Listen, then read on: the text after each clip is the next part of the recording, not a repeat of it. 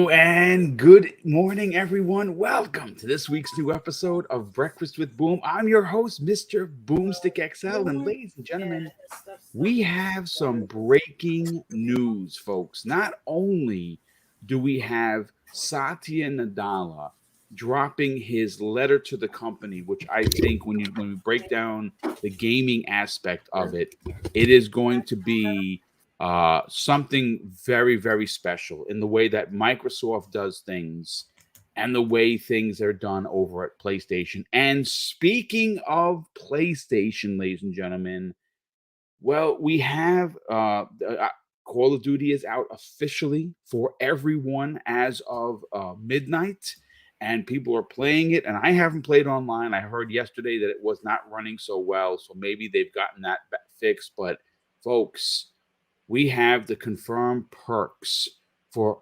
PlayStation only gamers. And I got to tell you, it is staggering the list of things that you get. And again, it is as hypocritical as you would imagine Sony has been regarding this whole ABK situation. We're going to break it down because I have a lot to say on how Sony has been acting in the public and how they are now literally funneling people to play on PlayStation, on Call of Duty specifically, because the perks are, I mean, like I said, it's going to take a few seconds or a few minutes to break down everything that you get if you play on PlayStation. And again, it's one of those things that the word hypocritical comes into the conversation. We have a lot to get in. This is going to be a solid 2-hour show. I want to welcome the near 100 people already here. We're only a few minutes in. Let's get into the panel. Crispy Bomb, I didn't know if we were going to have you here today, brother. It is great to have you back. You have a lot to say. What's up, brother? How you feeling? I'm doing all right. I see PlayStation's good like their fans with the goalposts moving, but Oh I guess that's yeah. Did you see that tweet from Randall Thor? Was that not hilarious? that yeah. I mean, Classic Rand. you've all anybody that's moving those goalposts, you've all earned this because you're getting the smoke today. I tell you what. Let's get Yeah. into it. Yeah. It's. I put it to this way, and Web Dave, I want to say a welcome to you. You and I were talking in the green room with Dread and Fuzzy before we went live, and you were saying that you just honestly can't wait for this deal to be done. That makes two of us. How are you feeling, brother? And are you as shocked as I was with what PlayStation gamers are getting for simply playing on PlayStation versus everything Xbox gamers are not getting? Yes, I'm doing good this morning. I'm ready to go, fired up. The topics are just absolutely off the chain. And man, I mean, why bother buying Call of Duty anywhere else? Yeah, Because well, there you go. Yeah, it's funny because ridiculous. Sony said that it would be the end of them, and that it wouldn't be fair that they would be, funneling gamers into their ecosystem. When I break down the list of things that are coming to PlayStation's version of Modern Warfare, you're going to be calling the word hypocritical pretty much the entire day every time someone from Sony tries to open their mouth about the ABK deal. But Dreadpool, what's going on, brother? I know you're tired today. Did you have your breakfast? That's the question. To be honest, I skipped breakfast. I was gonna make me some French toast Oh, that's and delicious. get the thick slices that I have in there. And It's great when it has the real thick oh bread that's like an inch and a half, yeah, like this. It's like you that's good. gotta That's get the real awesome. Texas toast, and you gotta do it like you can't do the thin slices. I know Nah. that's how my mom made them, but I always preferred the thick slices. But yeah, no, I we did the Hollow Scream over in Tampa, Nice. and we had a great time. Hit all the houses. No fast passes needed. So Thursday nights are, I guess, a good night for us. But I think ever since the pandemic, everything's kind of changed up a bit. It hasn't been as many houses as they did put a lot of work into the houses that they did have. They had a lot more scare zones. They had a lot of cool things. They even had a skull that lights up and fogs up, and the fog is just water based, and it mists out the eyes. So it's really cool. And that's the necklace that you wear going into certain areas that are interactive, air quotes, and ours ended up not working. So you think after a month that there's something would happen, but right. Yeah, so it worked half the time. As you could hear the wife in the background, she's still upset about it. But yeah, that's quite all right, brother. yeah, It's a family affair. So it was cool. It was well worth going. We went as a group, as a family, and had a great time. Obviously, like I said, I'm just waking up, so as we roll on, I might get a little bit more festive, as we say, in my speech. But no, I'm happy to be here. Well, we're definitely happy to have you here, brother, and I know you're gonna have a lot to say regarding it. Hey, Fuzzy, good morning, brother. Did you get a chance to pop into the DM and take a look at this staggering list that Sony had tucked away until the release date, the official release date of Call of Duty? Pretty ridiculous. Oh yeah, I mean, well, good morning, everyone. Yeah, it's Sony being Sony as usual. Yes. I think they tried something like this before. We had like the power ups or double XP things with like the before Warzone came around. That last Black Ops, not Cold War, the one before that. They tried a lot of these similar type of things, but they were a lot shorter span. It was like within the first 30 days or something. So they're definitely pulling out all the stops and crying on the other side of their face about, oh, we can't compete. So yeah, it's going to be interesting to get into the weeds on this one because I just wish Sony would like move on and start focusing on their IPs or stuff that will compete eventually down the road with Call of Duty, like a SOCOM or something. But man, great to be here with you guys. Can't wait to get into it. Yeah, it's well. Let's rip the Band-Aid right off, folks. Let's go right into it. Okay, so here's the thing, folks. I saw it on Twitter this morning, and then of course VGC ran an article, which is I'm going to read verbatim because they literally have everything spelled out, so it's much easier, especially for podcasting, than having to read from a picture. And of course, this was written by their head dude, Andy Robinson. So I want to thank Andy and of course VGC for constantly keeping the community up to par when it comes to information.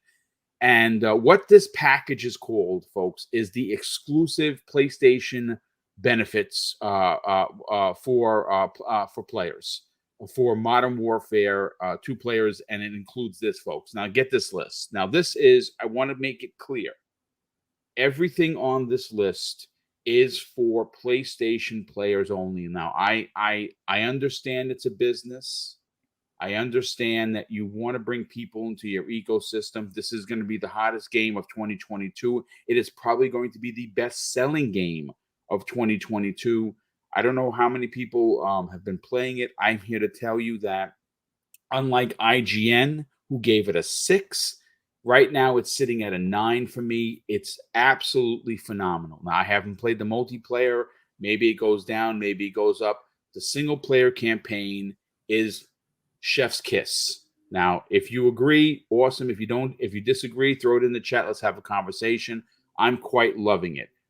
But again, what I'm about to read you, folks, is for PlayStation players only at no extra cost. All you have to do is buy the game on PlayStation. Now, if you're a PlayStation player and you're getting these bonuses, I hats off. But my effing problem with this whole thing is Sony's nonsense that they have thrown up since the announcement of ABK.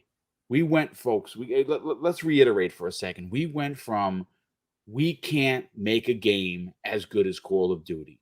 We don't have a studio as good as an Infinity Ward to make a Call of Duty, basically throwing all of their developers under the bus. We need Call of Duty. We would die. PlayStation, after 22 years in first place, would just vanish. It would now Call of Duty. So what does Satya Nadella, what does Phil Spencer say? They tell the world and they tell Sony, listen, we're not taking Call of Duty away. it's going to stay on the platform, which I said from the beginning, it's no big deal. Why do you care? If you're an Xbox player, you're getting it in Game Pass. That's the exclusive. So who cares, right? What happens? Jim Ryan comes back and says, well, you know something to regulators. Hey, regulators, hey, CMA, EU, FTC, anyone that wants to listen to my crybaby shenanigans. Even if it's multi-plat, we're still going to be disadvantaged because it's going to be in Game Pass. We can't compete with Game Pass. Well, whose effing problem is that, Jim Ryan? That's your problem. Spend the money to have it in your service, because that's what you would have to do. They spend $300 million per year on marketing rights right now. And this is what $300 million gets you for PlayStation players. Here's the list, folks.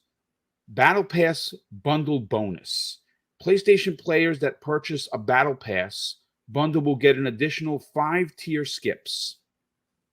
Double XP points. PlayStation players receive exclusive monthly double XP events, 24 hours in duration for that XP bonus. Combat packs.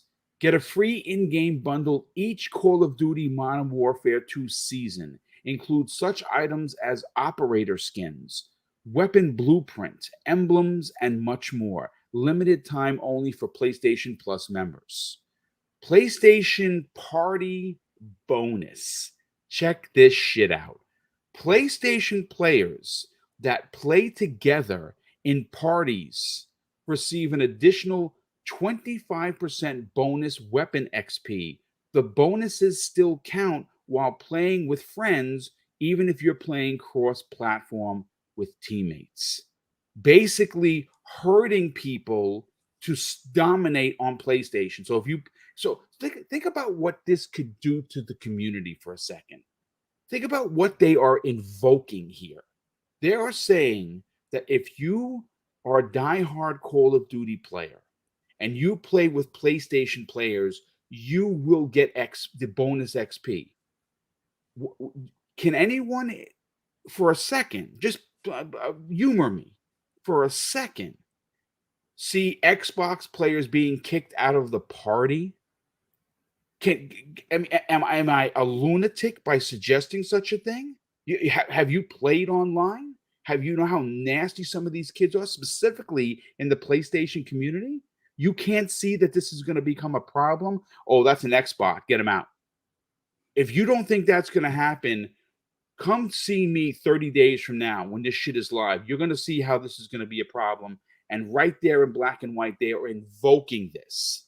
This is the Sony behavior that no one talks about. I'm sickened by this. Check it out. Extra loadouts. PlayStation players get an additional 2 loadout slots. So if you're an Xbox player, you don't get those 2 slots. You're already at a disadvantage. Available when creator class unlocks upon reaching level 4. Crispy, I got to go to you first on this, brother. Am I wrong by suggesting that we could see Xbox players being kicked out of parties by PlayStation players because they will not get their friends won't get the bonus XP? Can you actually see that happening? Because I know I can.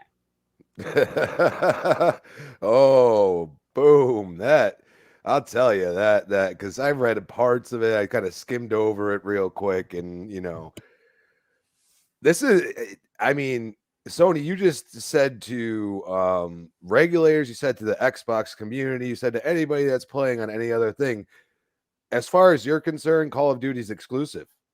And I'm going to tell you right now, those multiplayer, if you don't play multiplayer, I get it. You kind of like, oh, what's the big deal?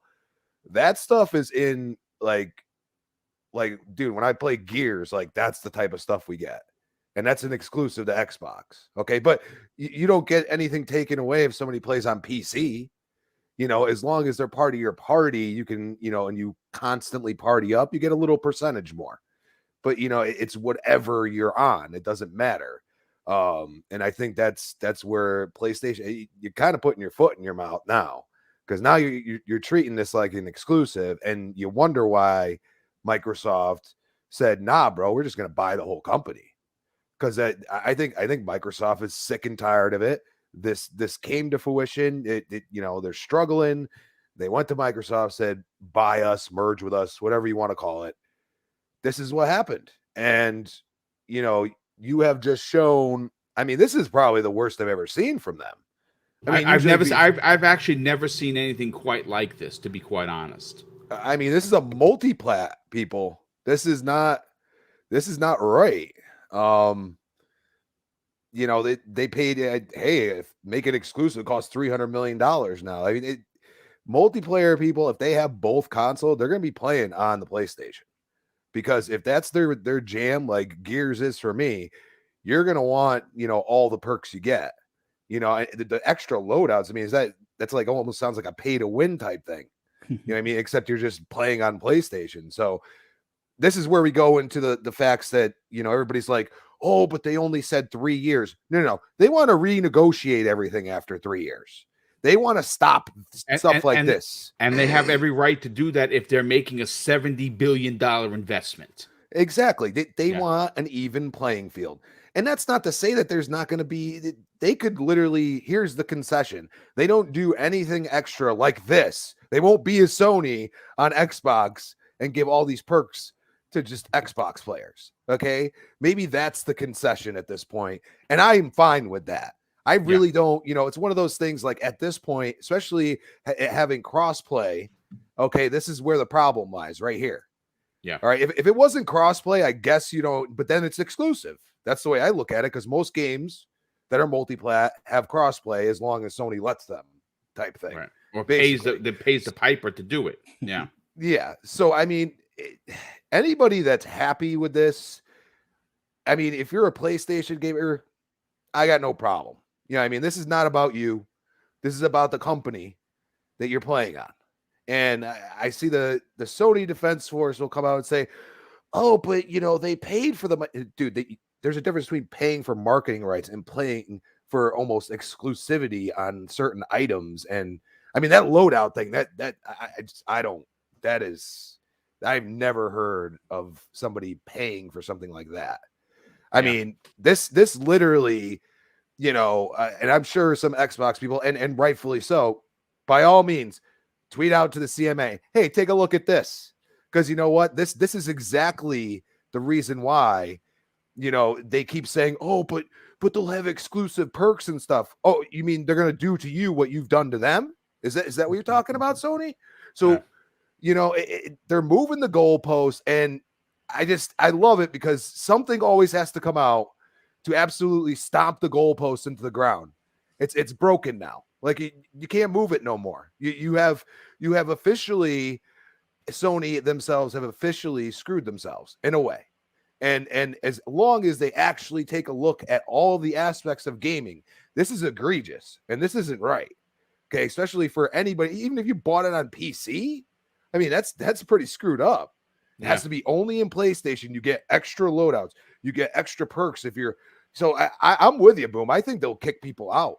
I really do, because people care about that stuff way too much. Listen, look, I'm going to say this, folks. I am not taking every PlayStation player and putting them under an umbrella and saying that's the toxic folks. Don't go there. Toxicity is something that is widespread. Xbox gamers, PlayStation gamers, PC gamers, even Nintendo gamers. There is always, and there will forever be, a toxic community that you try to stay away from that are just horrible people. Okay? But if you're going to suggest to me that there is no chance PlayStation players, which, come on, let's call a spade here, folks. We have seen many of the PlayStation community be some of the nastiest things I've ever read on the interwebs. And that's coming from PlayStation owners who supposedly represent the brand. If you're going to tell me that you're not going to see this kind of rhetoric happen where PlayStation gamers are going to be kicking out people on Xbox because they want to get their friends in there to get the extra XP that are on PlayStation, you're sadly mistaken. You are living under a rock. But Dredd, I want to go to you next on this, but I want to continue to read what Andy Robertson had to put here because it's very important for context of what we're talking about. He says this: Modern Warfare 2's multiplayer mode officially went live on Friday, following a week of early access to the game's campaign for those who pre-ordered it. And that was for everybody. Call of Duty is currently the subject of a war of words between Microsoft and Sony as regulators around the world scrutinize the latter's proposed acquisition of Activision Blizzard. Despite repeated assurances from Xbox and Phil Spencer, and of course I'm adding Phil Spencer in there because those words came directly from him, that the Call of Duty series, which is regularly the best-selling release of the year in the United States, will remain on PlayStation. Sony has been engaged in an increasingly public war of words over the proposed deal and told press that Microsoft's offer in regards to future Call of Duty was inadequate on many levels. They also went, and again, this is not on the report. This is just me speaking because I don't want to speak for Andy. They also went out on a limb, and I'm going to pull up exactly what they said regarding Call of Duty. Even if it's multi-plat, we're still at a disadvantage.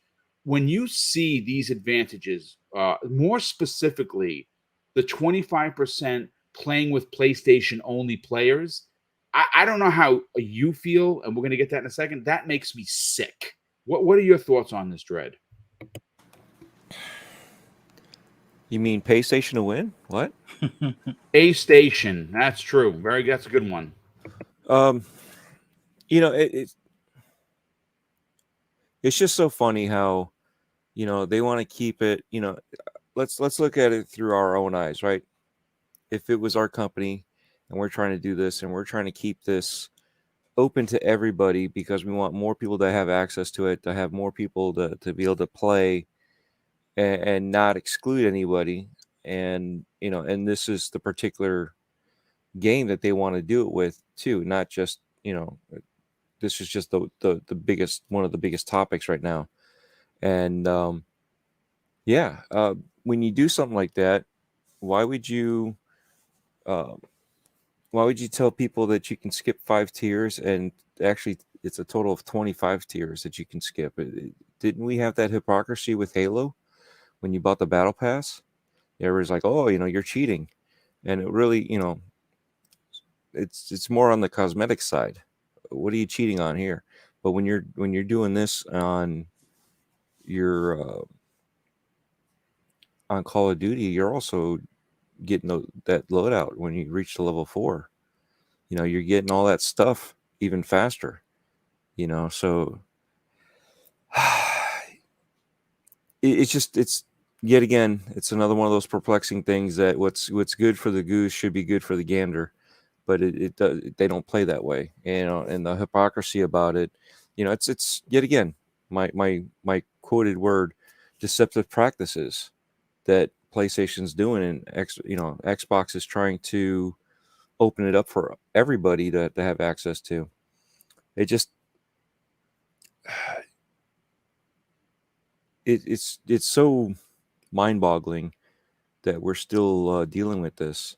And you know, you'd think that they would, you know, due diligence, and here we go. But nah. They're saying it out loud. This is what we want to do. We want to keep it open. We want to keep it for everybody. We want to, you know, treat it like Minecraft. That should tell you something. I mean, how many times do they have to repeat it? They have to do this. They put a website. You know, they've far outreached anybody's say on something that they're going to do that is, yet again, never been done before. Nobody says, hey, I'm going to buy this business. Just so you know, once everything goes through, this is what's going to happen. You know, and this is what we're going to do with the game, and this is what we're going to do with this. It's never happened like this. You know what I mean? This has become so public, and you see the hypocrisy that's popping out of Sony, and you know, it's infuriating. You know what I mean? As a player that wants to have all this access to, you know, do I want double XP points? Yeah, I want that. Do I want like a party bonus? That would be cool. But I also want to play on my preferred platform. you know. Yes. And if I don't have that other platform as a preference right now, I only have a choice, and the choice is either to play or not to play, you know, to get screwed or not get screwed, Yep. you know. So you just bite the bullet per se, and then go with the platform you have and deal with it. And that's really not a great aspect to look at, you know. And you see where Phil and Microsoft are saying, we want everybody to have access, we want everybody to be able to play and get in and just have a good time, you know. I ad-libbed a good time, but that's pretty much it, you know. You want, if you're a CEO, you want people to play the games that you have, or have access for them to be provided by you, and have a good time with that. That's what you want. You want people to have a good time on your platform. And it just doesn't, this all encompassing does not lead to that right now. You know, hopefully it will lead to that, but it's just, you see all these blocks, you see all this,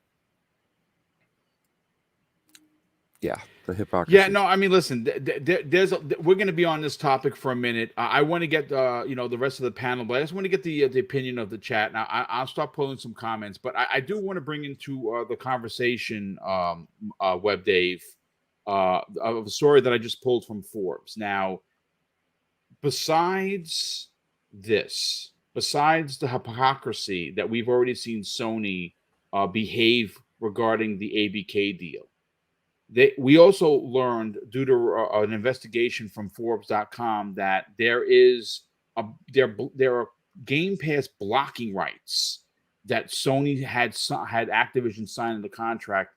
And here's a statement from that contract: the agreement between Activision Blizzard and Sony includes restrictions on the ability of Activision Blizzard to place Call of Duty on Xbox Game Pass for a number of years after launch.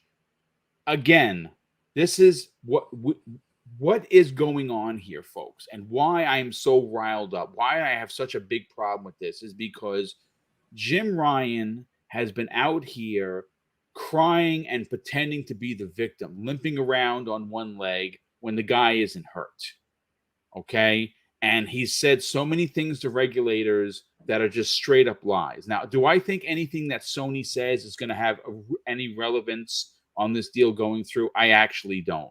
Only because they're the only ones complaining. I know some people DM me, said, "No, Google's complaining." Google ain't saying shit. They killed Stadia because they killed Stadia, and that's just Google. It had nothing to do with Microsoft. Okay? The only one that has complained has been them. I mean, even the Take-Two CEO came out and said, "No, this is good for the industry, and we consider Microsoft an ally." That's the head of the studio that brings you Grand Theft Auto, one of the biggest publishers in the world. They're right up there with Sony. They're right up there with EA. They're right up there with Microsoft. So if he doesn't have a problem with it, more than likely no one else has, and that's a proven fact. Web Dave, when you see these advantages coming to PlayStation players, specifically with, hey, play with PlayStation players, invoking potentially to see savagery unlike we've ever seen before online for multiplayer gaming, with, hey, that's a bot, let's get him out. Because I'm telling you, folks, I'm not making this shit up. I think that is going to happen. I think it's gross. I think that it's reckless. And I think that this is exactly who Sony is. And this is why they're out there crying. What are your thoughts on this? Well, it is definitely they're doing everything they can to establish themselves this generation, as the where to go to get Call of Duty. And they have pulled out all the stops, everything they can, especially all this last minute stuff. I'm sure, once they became under the option to buy them, Microsoft, then a lot of the things as far as any extra deals and stuff couldn't be changed or altered. They basically froze them. So in other words, they're there, and this is stuff that they already had in the works before the deal started being looked at. So this is their mindset to dominate with Call of Duty, because several reasons, and one of which is COVID affected a lot of people. A lot of people don't think that that it it still carries any weight. But we'll see next year. We know, and we'll talk about later. All the amazing games coming to Game Pass in the next year. I mean, it's a lot of really good games coming to Game Pass. Oh no, we're gonna break that down, dude. I got a list that's so ridiculous. It's ridiculous. Exactly. And so they're this was their kind of their countermeasure. They're trying to throw things at the wall, see what would stick, and try and get themselves set up, and in this mindset. But it's going to be so good once this is all done. But this is like these agreements are for like several years. So like, we're going to see this unfortunate, once Microsoft even owns Call of Duty, you're still going to see these kind of things for the next couple of years in place. And there's really, it shouldn't say there's nothing they could do about it, but to honor the agreements as they're set up, they will have to do them. So we will continue to see these, but once it's done, once it's cleared off to where it's what we call a fair playing field for everyone, then that's where, Sony knows that they're in trouble, because they're not going to be able to compete with the Game Pass option, and they know it. So even if the ability to play with all these other, all these extra perks you get right now is taken away, or those kind of perks are distributed between all platforms, including Nintendo, which I guarantee you, once Microsoft gets it on there, and people are like, well, how are they going to do that? Well, they do have cloud streaming on the Switch. There's a lot of games that you can only get. Yeah, this is quite almost all the Resident Evil news. Mhm. Resident Evil 2 remake 2, 3, 7, and 8 are all cloud versions, and they run perfectly. Yeah, and there'll be people that do that. Yeah. That are on the Switch and like, hey, I can just get this and stream it, and why not? Because they'll be able to play it on their device that they already have. So it's smart to do it, and it's definitely a way to go about it.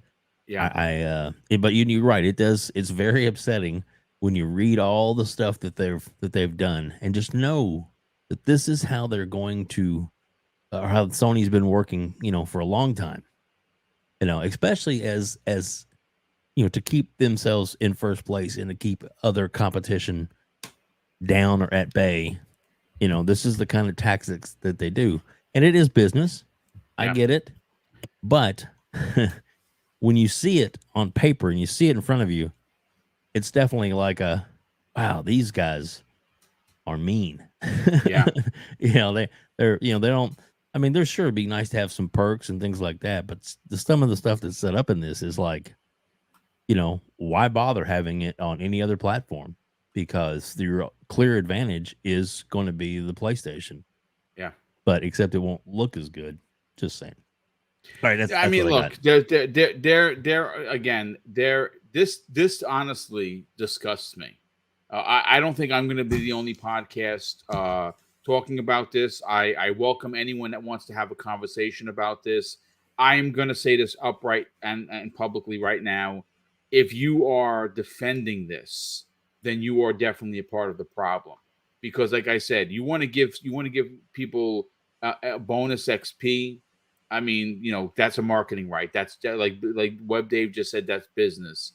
But to outright put out there, if you play together with PlayStation players, you'll get an additional 25% bonus weapon XP. I'm sorry to say that is being exclusive, not inclusive, and that's exactly what Microsoft is. That's what Microsoft has done. They continue to do that. And I'm going to read you right after we're done with this topic, after we get Fuzzy's opinion on this, a letter from Satya Nadella that he sends company wide, and it's what he says in that letter that proves what Sony is doing is unbelievably a detriment to the industry, whereas what Microsoft is looking to do is allow for more people to be a part of the conversation, unlike what Sony is proving that they are doing. Fuzzy, What are your thoughts on the laundry list of perks PlayStation players get? But actually, before I get to you, Doc 50 in the drops an outstanding and very generous $2 super chat and says, shouldn't it be illegal to sell Call of Duty for the same price? Meaning that they're getting so many advantages, and for the same $70, they're getting this and you're not getting it. I mean, it's illegal, no, immoral for certain. Please give us your opinions on this, brother. We're going to have some fun with this, and it might get a little messy, so bear with me. Please get as messy as you want. I have a mop and a broom right next to me, brother. It's okay. I don't know why we're worried about these perks for these PS guys. They obviously aren't going to play. Don't you remember all of them returned their game because Xbox bought it and the quality's gone down. So there's no PS guys playing this. They show the receipts. That is correct. Yes. They got to do this out of desperation to get those PS guys to reconsider to make that purchase again. Oh, that's right. None of them really isn't Call of Duty trash now because because you wonder the IGN 6.0 out of 10 was very suspect. Maybe they got that because Microsoft is now going to be the owner. I don't know, but if we're getting messy, let's get really messy. Yeah, I mean, it's just odd to me that a lot of these news outlets, especially ones that give sixes on this game, aren't calling out that, oh yeah, by the way, on PlayStation, you get an unfair advantage. Or, they should probably put a spin on it where it's like the only right place to play is on PlayStation because you get all these bonuses type of thing. I'm surprised there aren't news articles about this. I mean, to call out this hypocrisy that's right. They're gaming media. They don't believe in calling out hypocrisy. So at the end of the day, it comes down to, this is going to be a thing even after the acquisition, much like Dave was saying, for at least a year or two. Although, since they're going to take a little bit of a break, it may not be as noticeable. But when that last marketing right deal comes through in 2024, expect more of the same. Or actually, they may even try and step it up. They might even try to see if they can put it in their PS Plus Premium, just as a going away gift kind of thing. But this is typical Sony, and the fact that they're playing 3-card money with the CMA, and it's like, oh, watch this while we pick your pockets and steal your watch, and by the way, we're gonna obviously make this an unfair advantage to give our player base this advantage. And I mean, there's even things with the whole crossplay, which okay, that's another little nugget thing where you can actually turn off the crossplay system level on Xbox, but there just seems to be so many things that Sony does in a way that it's like underhanded, and they're still probably collecting that crossplay tax from Activision on the whole deal. That they are 100%. Yeah. But I agree with the chat member that did the super chat as far as it should be. I mean, yeah, it's not illegal, but it should be, or some sort of repercussion should occur where, maybe make it $80 for the PlayStation guys, since they're getting that extra $10 worth of bonus content instead of it being, a level field where we're all paying $70 and getting the same game at the same time and same perks and whatnot. So it is what it is, but there's only a handful more of these deals that Sony can do before they have to, really step up, things on the other end of the spectrum when it comes to these third-party deals that, they won't have any more access to any longer, since they'll be under the umbrella of Microsoft. But, all you PlayStation cats have returned your game. Oh, well, here's that bonus content so you can consider, rebuying it again. One good even thing, refunded Fuzzy, is that those deals that are locked in under this current agreement, they can't be changed or altered until the deal is done. And even then, if the deal is done and Microsoft owns it, I seriously doubt that they're going to give them any additional. They may want more stuff, but they ain't. But I'm sure they already have this kind of stuff locked in for the next game as well. Unfortunately. Yeah, listen, from what we understand, the current deal runs through holiday of 2024, which is when the next Call of Duty would come out. There is not going to be a Call of Duty next year. Warzone 2 is going to be releasing, I don't know exactly when. I know it was rumored for November. I mean, we're not in November yet, so that might be a possibility. That's going to get continued support.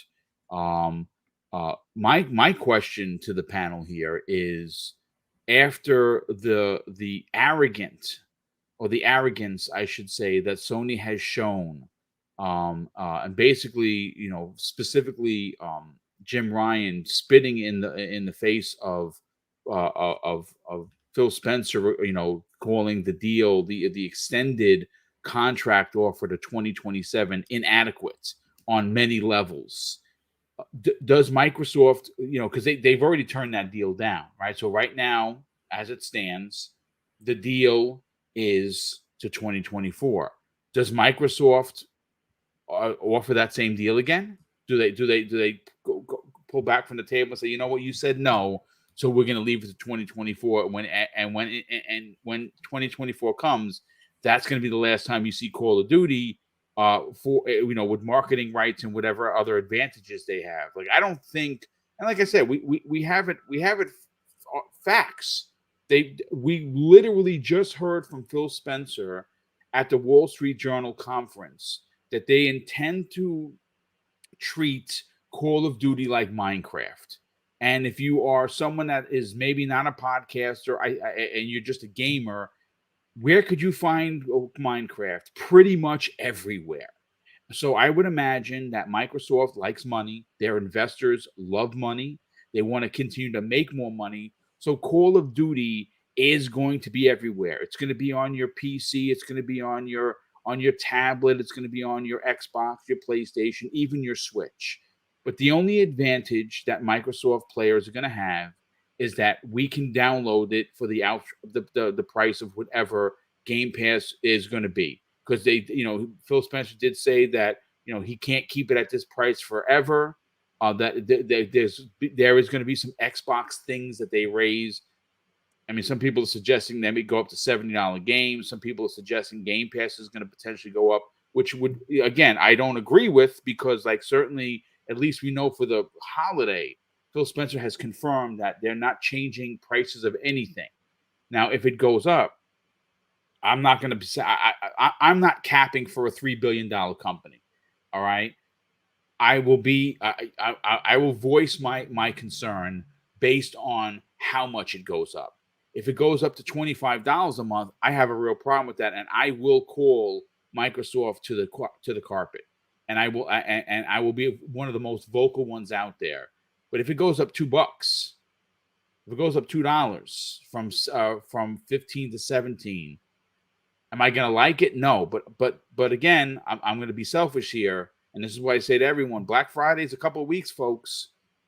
Stack up 3 years of Game Pass. When CDKeys.com has 3 months of Game Pass Ultimate for $20, drop $60 down or get five of them. Drop $100 down and just load up your Xbox Game Pass. I'm literally paid until the end of October of 2025 right now. And when those sales come, I'm going to buy those cards and I'm going to tuck them away in my drawer. And when my shit starts going down, I'm just going to put the code in and there you go. But Sony doesn't allow you to do that. They don't allow stacking. You remember that? They were charging people money, sending them emails saying you owe us $800. Did anyone forget that? Because I did. Needless to say, it's rubbish. It's absolutely rubbish. And I think out of the advantages for being on PlayStation, with extra perks and extra XP, if it's only that, I honestly don't have a problem. I understand it's business. I'm not a boob. My problem with this whole thing, guys, and chat, is that what they are invoking is an exclusivity clause, which I think is disgusting. Okay? Suggesting that you only play with PlayStation players to get an advantage with extra weapon XP is potentially inviting in people that are playing crossplay that are going to get kicked out of said parties because they're playing on another platform.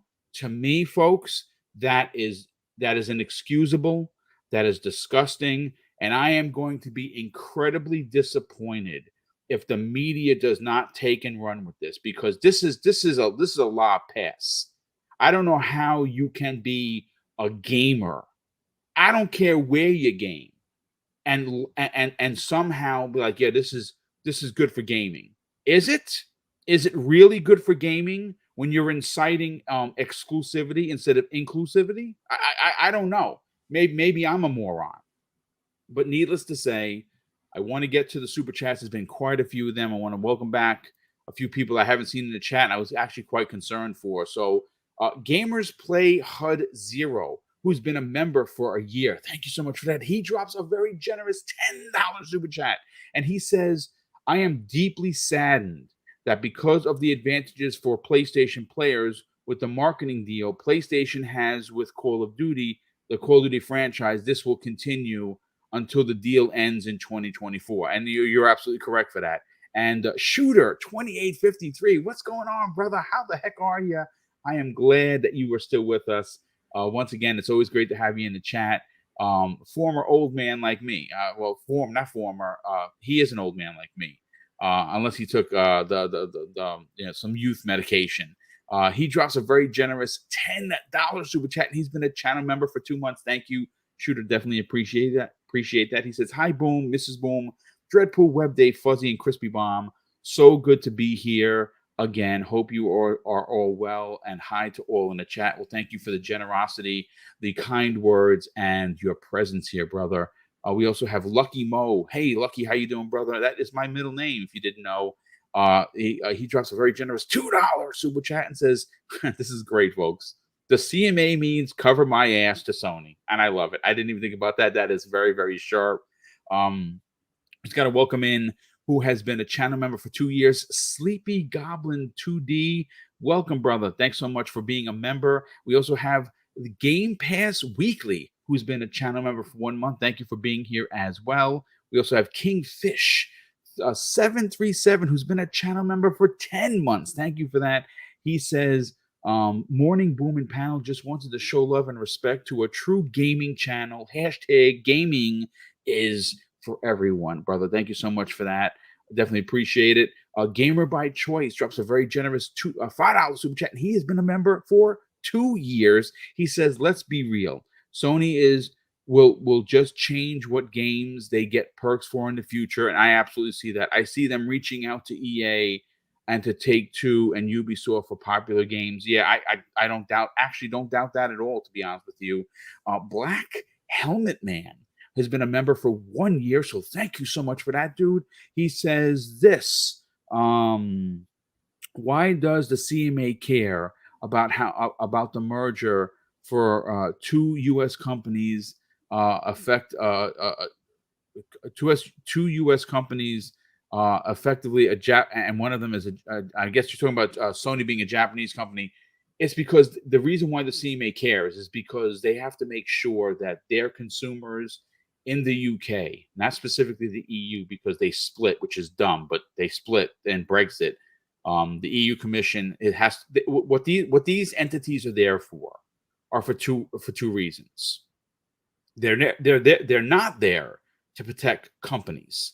They're there to make sure that competition stays fair, but more importantly, and this is where the CMA kind of lost its footing in phase one, they're there to make sure that the consumers are not going to be at a disadvantage. And when you look at what Microsoft is doing in regards to making gaming affordable for everyone, as with the way Sony isn't, with all of their price gouging that they've done in this generation, the companies are going in different directions. Microsoft is becoming even more inclusive, where, as we've seen with this marketing deal, Sony is becoming even more exclusive. And that's the problem. That is the real problem. We also have Elemental Pio, good friend of the program, who's been a channel member for 8 months. He said, always glad to listen, making my Friday the best it can be. Thank you so much for the kind words. But of course, thank you for supporting Double Barrel Gaming. We also have Doc _ Dark 1985, just a very generous $2 super chat, and says, Sony is scared. They are desperate to not lose people. Listen, people are going the same way that people that were Xbox gamers on the 360 saw Microsoft stumble. right? They saw Microsoft stumble, and what happened? They went over to PlayStation, and then PlayStation did a lot of really good things last gen to keep those players. They had an amazing. The system was better designed than the Xbox One.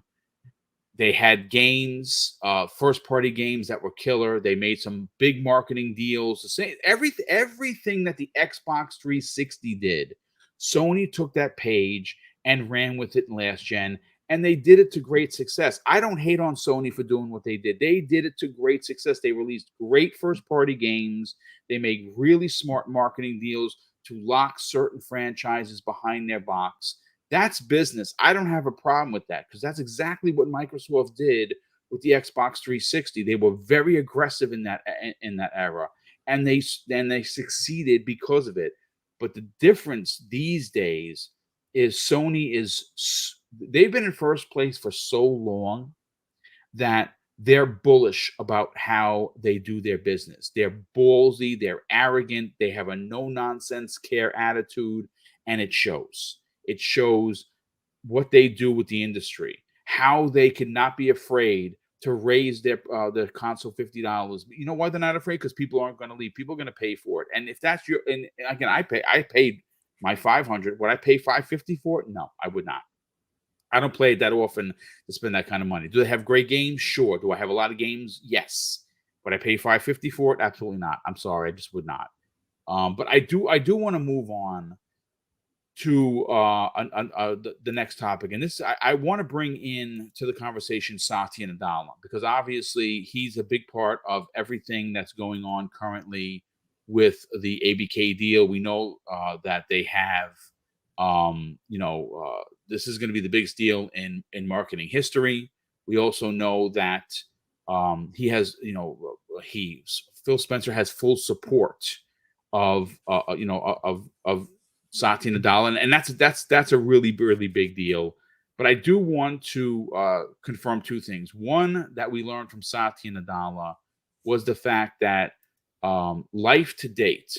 And what exactly does that mean? What does life to date mean? Life to date means from console launch to current position in the wherever we are in the year. The Xbox Series X and S is the best-selling Xbox in the history of their gaming division.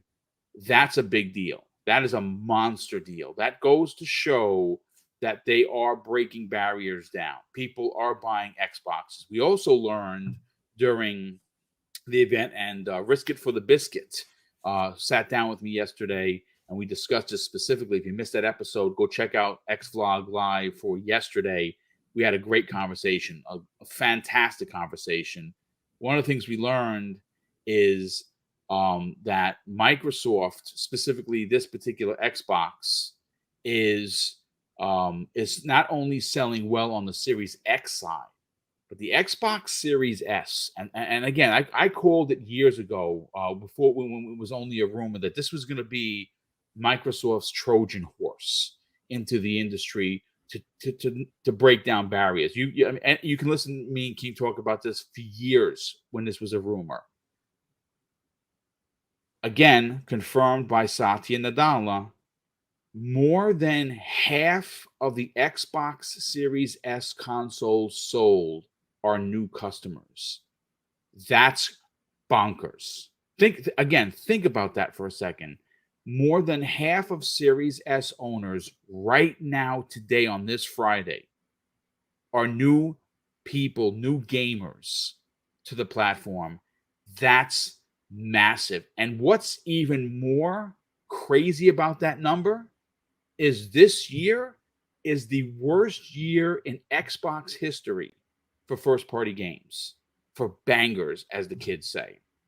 But I want to read to you, and I don't. Again, this is one of the few, connections I have that gives me, breaking news before it's out for the public. I cannot disclose who they are because obviously don't want to get anybody in trouble. But they sent me this morning, and this letter comes the way of Satya Nadella. Now, this you can find this on LinkedIn. I don't know if it's available for everyone.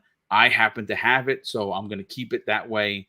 And this is what Satya Nadella had to say. But more importantly, this is the header for this letter for the company. And I just want to read it to you because I think it's incredibly important. It's obviously labeled as Microsoft. This is the letter to the letter to the all employees. And it says this, folks: empower every person and every organization on the planet to achieve more. Now, I don't know about you, but that gave me goosebumps. Think about what they're saying here. Empower every person and every organization on the planet to achieve more. Like, if that doesn't say something to you, then you might not actually be alive, because that says something to me. But here is what Satya Nadella had to say exclusively regarding gaming. The big bets we have made across content, community, and cloud over the past few years continue to pay off. We've sold more Xbox Series S and Series X consoles life to date than any previous generation of Xbox. And with Xbox Cloud Gaming, we're bringing games to an entirely new endpoints. In the past year, we've made many of our most popular titles accessible on phones, tablets, TVs, and low-spec PCs for the first time. Our Xbox Game Pass subscription service now includes access to hundreds of games, and with our planned acquisition of Activision Blizzard, we aim to give players more choice to play great games wherever, whenever, and however they want. Choice is equally important to developers who we want to support with diversity of distribution and business models for their games. We believe the acquisition will unlock opportunities for innovation and enable the industry to grow. That is a powerful statement. I want to go first to Crispy on this. Crispy, when you hear the head, the CEO, the top dog of Microsoft, not only having a header that says they want to empower the entire planet, but do you talk about gaming? In this statement, it is saying to me, anyway, that they want more gamers to have access to more games than ever before, not being exclusive like Sony is doing and driving home that point with what we talked about in topic number one, but literally welcoming anyone, allowing for anyone on any financial station to still be a part of gaming. That's powerful. What are your thoughts? I mean, I think Microsoft is first of all in on gaming. If you didn't know it already, there hasn't been more talk from the CEO about gaming I've ever seen from Microsoft. So, he knows what the effect of allowing people to play on their phones and other things can really do for someone. Being able to play high quality games. I mean, that's the best part of it. And Game Pass being the way it's set up is so pro consumer that that's where we are like, as long as you don't raise the price crazy, we're not going to go crazy about it. We're going to say, hey, I'm a consumer, I don't want to pay it. But in realism, with all the other examples out there, for them to still not have raised the price, I'm surprised. But this is where you go and say you want to be able to access all these gamers that may not be able to buy the console, and that's how you're doing it with mobile. And that's where this ABK deal, that's it. It's not Call of Duty, it is King. And if you don't know that, I mean, you just have to look at the revenue stream compared to each, and you also have to realize the development cost of a Call of Duty. I mean, it's going to be a way more than you would even realize with all those developers involved in it. And this is where you say, okay, what is Xbox really saying with this right now? What is Microsoft saying with this? They're saying that in their own, I would say, shadowy way, that the competition that we can provide, the ability to allow gamers to game wherever they want, is going to drive the industry forward. And it's going to make other companies that are in gaming consider this. And that's what I see from this. I see them, very nonchalantly pointing out that many companies have the ability to do this, and none of them are really doing it. And That's a not great to point. not to the extent that Microsoft's willing to go. And this is where you look at, when we started, when I started with a original Apple computer in my school, and you look at where you went from there, and then Microsoft started pushing Apple as well, and Apple started pushing Microsoft. And this is where we began this computer generation that we're in now. We began it with companies pushing each other. Yes, they're bitter rivals, but in the end, you got your Windows operating system because of stuff like this. You got Apple, once they got into phones, before the phones, they didn't have an avenue to really hit those $1 trillion marks. They were releasing computers, but the phone is what has gotten them way over the top.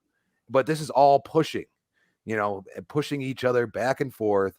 And this is what needs to happen, because everybody just null and voids Nintendo. Okay. That's not their competition. Even the CMA is like, oh, Nintendo don't matter. It's like, dude, they sell the most consoles. What are you talking about? You know what I mean? So it's one of those things. Like, if you're going to null and void that, then who's the competition for Sony? Well, It's directly Microsoft. To your point, and I want to bring this up because I think it's a perfect point to bring up, simply because you mentioned Nintendo. Now, VGC Charts just brought out their year-to-year comparison. You know who's in first place? It's not Sony when it comes to console sales. It's Nintendo. And they're at 43.7% of the market. 43.7%. You know who's number 3? Yeah, it's Microsoft. Number 2, Sony. Not a surprise. But that's the thing. When you hear the CMA specifically say, well, the because Microsoft's point was, well, look, Nintendo has been number 1 for X amount of years when it comes to console sales, and they don't have Call of Duty. The CMA literally said, well, that does Nintendo's not a part of the industry. I'm sorry, what? Is that not the most ridiculous thing? They have 43% of them, almost 44% of the market. Yeah, of course they count. And they don't have Call of Duty. They made their own shooter in Splatoon that didn't sell well on its original one. And guess what? Splatoon 3, one of the best-selling games of 2022. That's what Sony could do. They could make their own shooter. But please continue. Well, and that's the point. And they're completely mulling over the fact that nobody's even talking about, Microsoft, as this acquisition goes through, they actually want to bring Call of Duty to the Switch, which never happened. And they have proof that they can do this. They did it with Outer Worlds. Ori, even though it's a side scroller, that game is very taxing visually and everything else. So it's a masterpiece, dude. Yeah. And they have shown that they can do this, and they work well with Nintendo. And to just say, okay, well, that's they don't matter is just, it's ridiculous. And that's where we get a little angry about this whole thing. So I think this is just Satya saying, look, we have to focus on what we can do. And right now we need to push the industry. Now, the ABK deal goes through or not, I don't think it's going to change anything for Microsoft. I think they're going to be more aggressive, and I think they're going to be a little angry about it, and they're going to probably go and start scooping up tons of smaller developers or mid developers because of it, because they have this money sitting here. Yeah, they got to pay a tax back to ABK, but there's still a ton of money just sitting there. So you're going to see them grabbing whoever they can, and that's where you go and say, okay, well, you didn't want this, now you're going to get this. And that's something that they're going to push the industry, and they're trying to do that right now. It's whether they're allowed to or not. Yeah. Well, again, time is going to tell. We're going to start knowing, I would imagine that the FTC is going to come forward but the FTC's decision is supposed to be levied mid-November. And remember that they don't approve the deal. They just don't attempt to block it. If you don't hear anything from the FTC, that means that they're allowing for the deal to go through. Again, we learned this from Hogue Law. They're not approving the deal. They're simply not. They don't oppose it. And You if know, they don't hear anything, that means that Microsoft's going to continue forward with the deal, at least here in the United States. They just have to get past the EU and the CMA, which again, the CMA is in their second look right now. And what we learned, and obviously you were there on Wednesday, and I didn't even know this. We learned a lot from Luke Steele. The CMA phase 1 is comprised of 30 members, whereas the phase 2, different, even though same organization, different group of people, more educated, there's only 5 of them versus the 30. And I think that ultimately, I think very much to what Everborn said, he believes it's going to be a whole lot of nothing. They're gonna pass the deal, and there probably won't even be any consents, to be honest with you, or consent decrees. But yeah, let me chime in there on the review thing.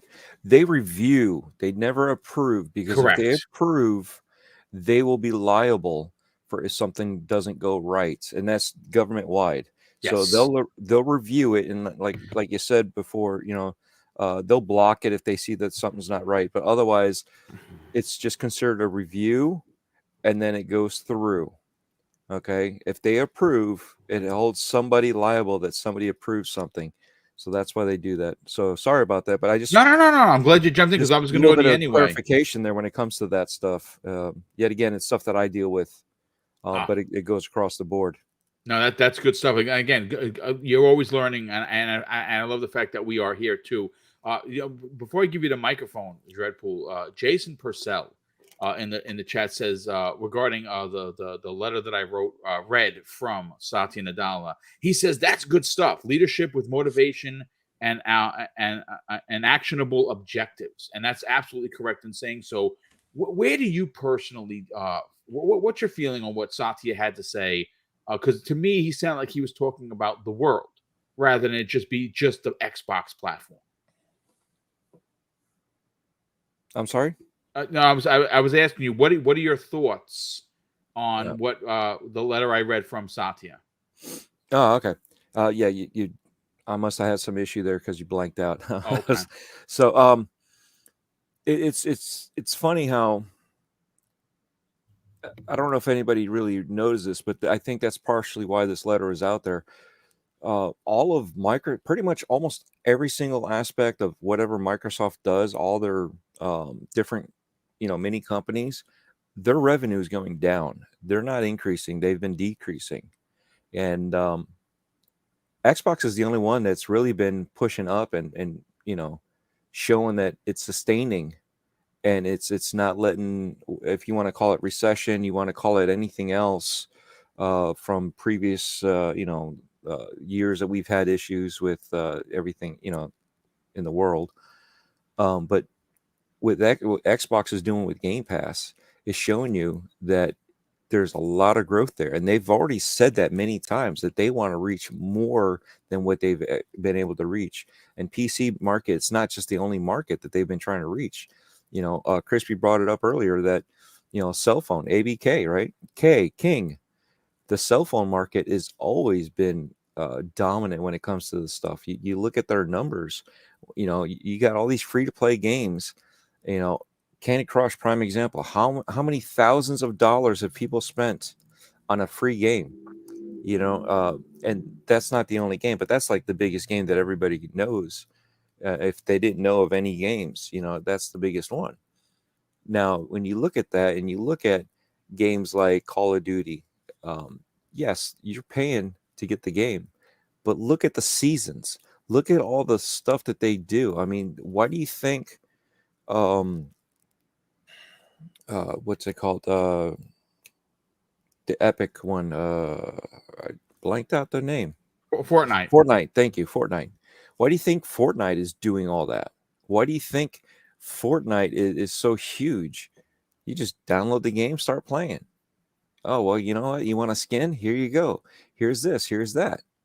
And that's the thing that they're seeing. They're seeing that growth is nonstop and further reaching than they really imagined. And Windows being everywhere and that's still seeing a setback, that tells you something that, and Satya sees that because they're all money men. Phil is a gamer, but he's still a money man. He's not just an idiot like we are that just sit here and talk games and have fun, playing games. He's more meticulous than that. That's why he said, that we want to encompass everything. We want to do more. He wants gamers to be welcomed in. You want that, right? Because then if he welcomes in the Nintendo section, right, you have this whole another section that they can have access to. That's why they offered Game Pass to Sony, which obviously if I was Sony, I'd say you could take that and stick it somewhere else. But Nintendo and Microsoft have had a pretty good relationship, right? So you could see where Satya would be like, all right, Phil, you've got something going here. I can see where you're headed to with this. You can make their console better, their handheld better, by using us. I could see that. And yes, Microsoft does have ties with Sony, not PlayStation per se, but Sony itself with Azure and other facets that they use. But that's the thing is business is business. They're not looking at everybody's competition, but when you're getting screwed over left and right everywhere else, and you're seeing where you're not getting screwed over, even though you are getting screwed over by the deal being held up, but you see that you're making money here, and you see where it's turning around. And don't get me wrong, Xbox is not holding up Microsoft. They're not carrying them on their back. There's so much more. They're just a small little thing, but that small little chunk can be a bigger chunk later on in the future. And that's what they're seeing. They're predicting these things. They see these trends. They're reading the numbers. They're reading all this stuff and making their wise predictions. You can see all this stuff. We've done it before ourselves, where we've recognized the trends and seen the signs, and and been able to make a wise prediction.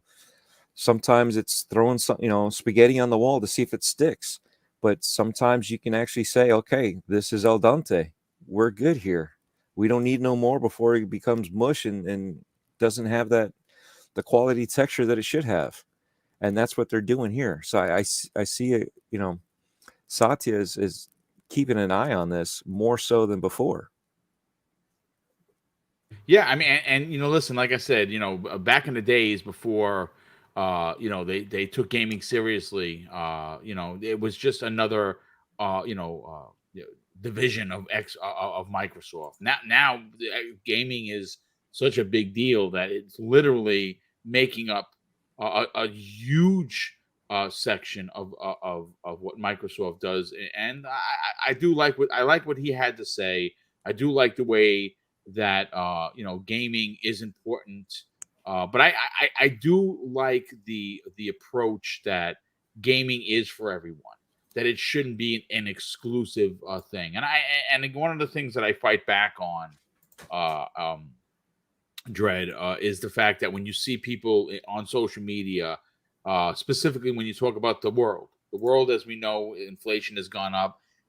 It's hard for everyone to even pay rent, get food on the table. I've had people tell me, "Well, how dare someone that is worrying about putting food on the table? How dare they want to play video games?" I don't know about you, but I use gaming as a bit of an out.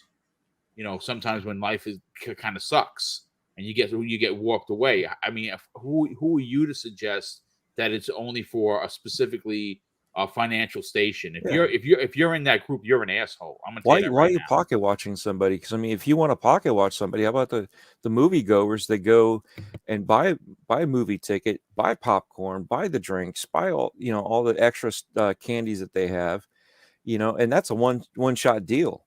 This is a multiple shot deal where you continuously play the game for however long you want, and you can share it with other people, and you can do this. And the funny part is nobody's making you do that. So why are you pocket watching somebody else's money? Let them have the choice.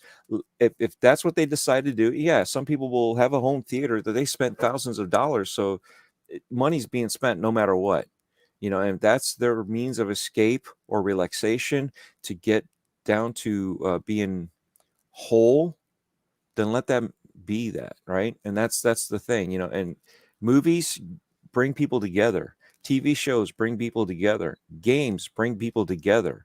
Why are we still trying to separate each other and sit there and nitpick what you can and can't do when I can do whatever I want? But I'm going to nitpick you? BS. That's you got to remember to stop doing that stuff. Share the hobbies, share our passions, not gatekeep.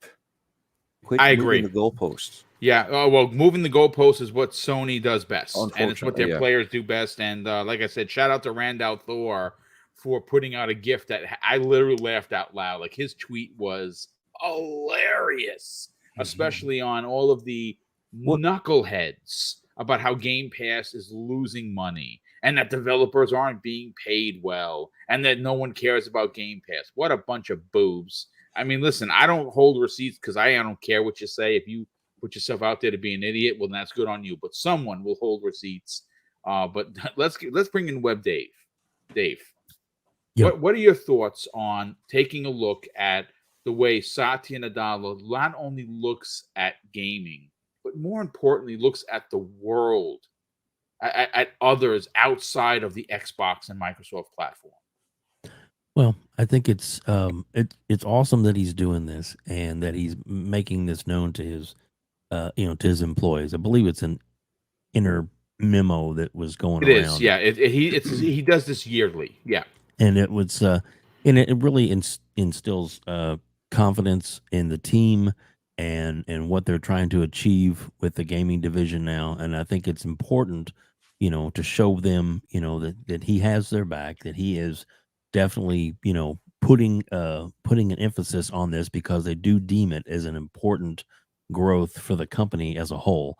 I mean, when it comes down to it, Microsoft is a business too, and they definitely want to continue to make money, and they're not going to be throwing, bad money after bad money. They're, they see the potential, and they're going for it. And I think this is the best time for them to make the move to go forward. And him, the comments he made, are really reassuring and should be reassuring to everybody who is a gamer, because it's not only, is he, focusing on Microsoft, but he sees the gaming as a whole as an industry is something that that they want to focus on, because it's good for them and it's good for everyone if it continues to grow. That's that's the way I see his comments, is that it's a very positive thing. It's good for the industry, and I'm thinking that we haven't heard the last from Satya by any means on his, because luckily he's all about his comments and his feels, as it were. So Yeah, absolutely. Listen, before I bring Fuzzy into the conversation, Blind Mephisto in the chat says, "Hot damn! A deal popped up to get Days Gone and Resident Evil 4 Ultimate HD Edition on Steam for $10, dude. As soon as the show is done, I'm going to buy it. I just got my Steam Deck, which I have not been using. I did buy Resident Evil 2 and I played it for a little bit. It looks crazy. Yeah, I'm a Steam Deck owner. I don't know how to use that thing. Honestly, I don't even know how to get Xbox Game Pass on it yet. Kay Asante is going to help me do that because he's going to fix you up. Yeah, he's going to fix me up. I'm not a tech guy. I just want to plug and play. I'm a barbarian like that. I'm sorry. I admit it publicly on the air. But I'm definitely going to grab Resident Evil 4 Ultimate and Days Gone. Like I said, I'm going to buy all the Sony games during Black Friday. With Spider-Man's like $10 or $15, I'm buying it. There's no doubt about it. Look at the bright side. You're joining the PCMR.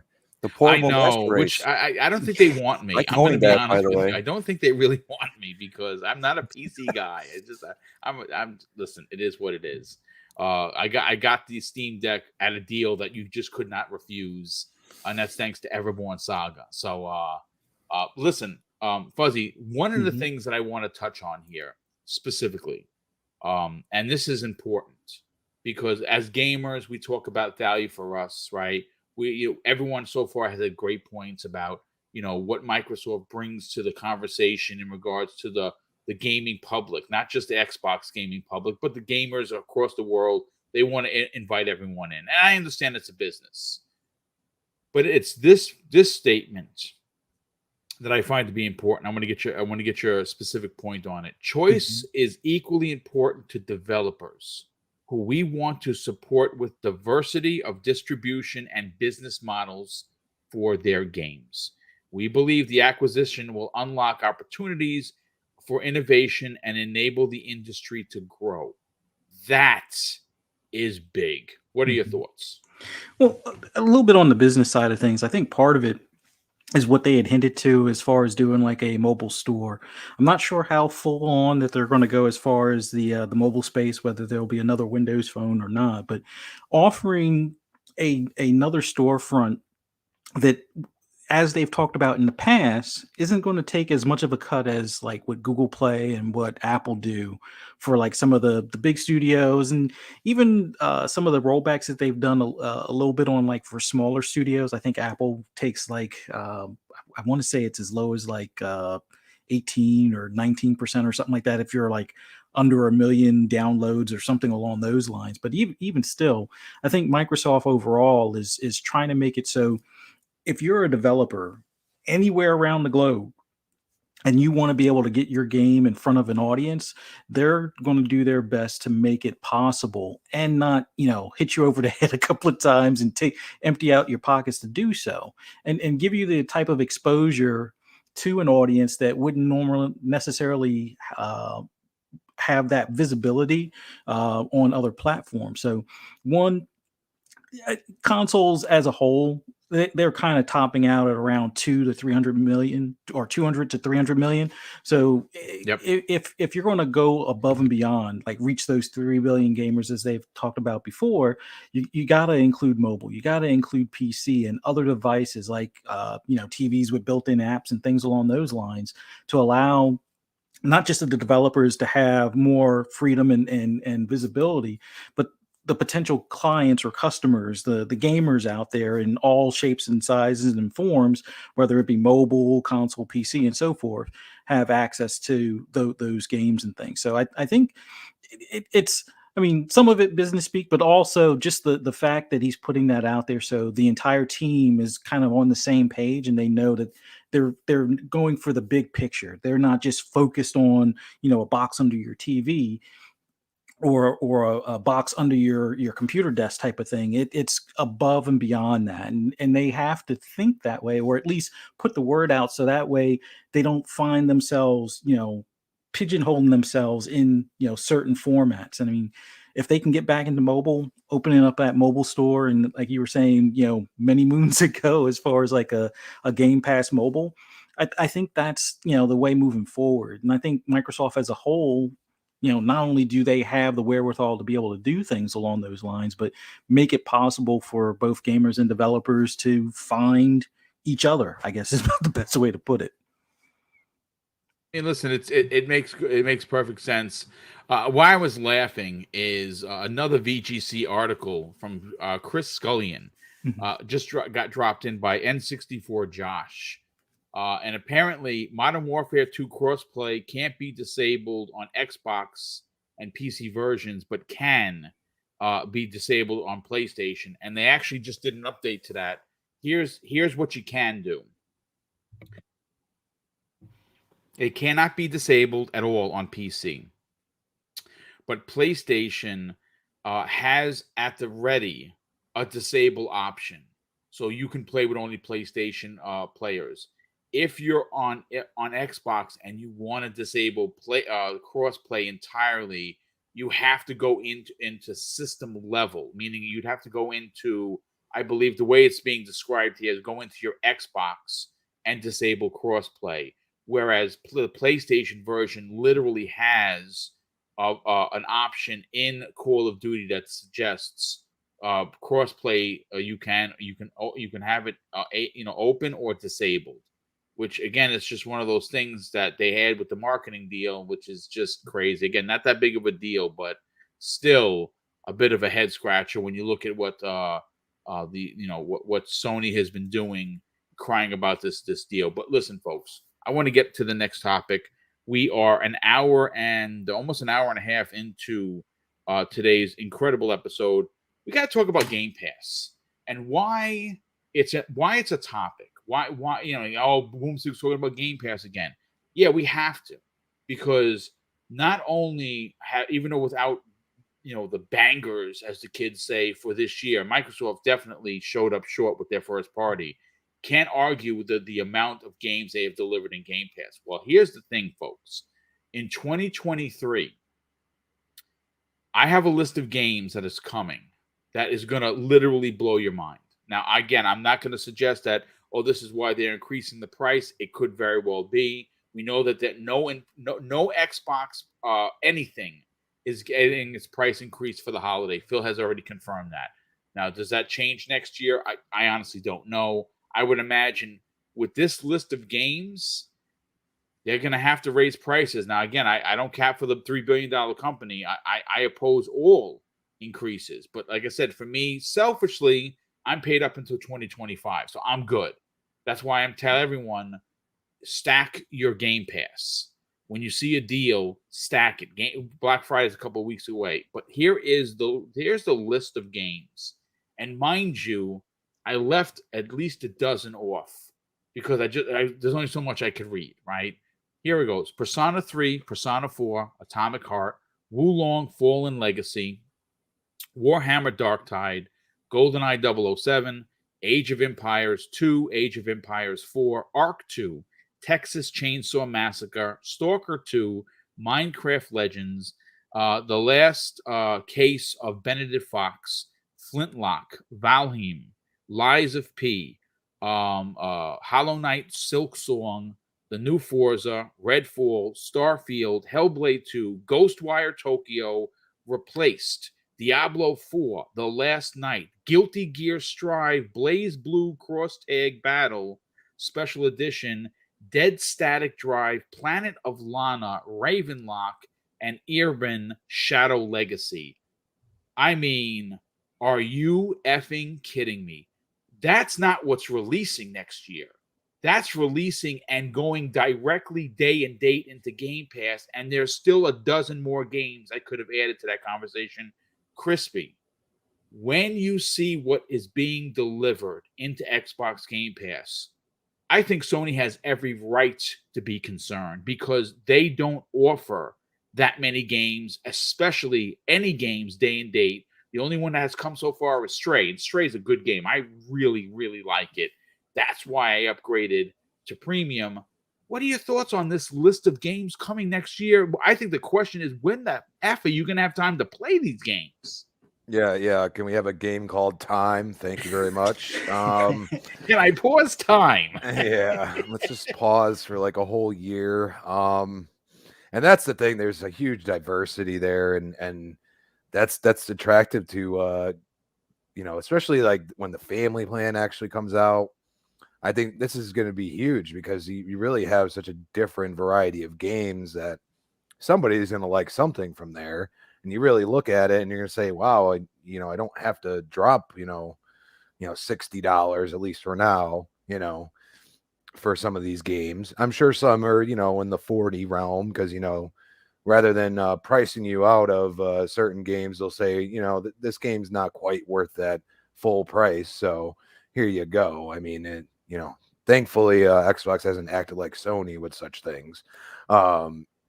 It's just crazy how many games are. I mean, certainly you can make the argument some could get pushed back.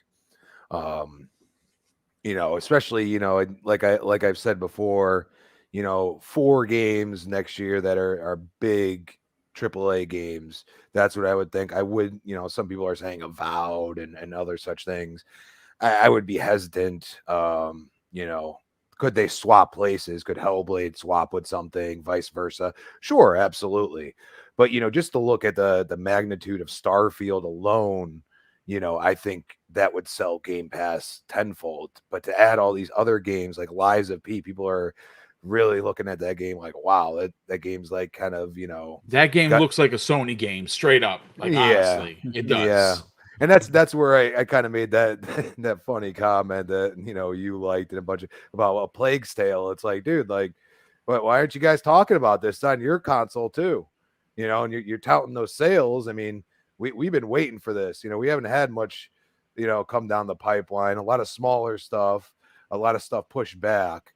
So, you know, like A Plague's Tale was like, yeah, we're gonna use it for Game Pass. That's what we got. So, you know, it's one of those things. Like, you're not even including like what's gonna happen with the next Gears and all these other games. I mean, Fable. You know what I mean?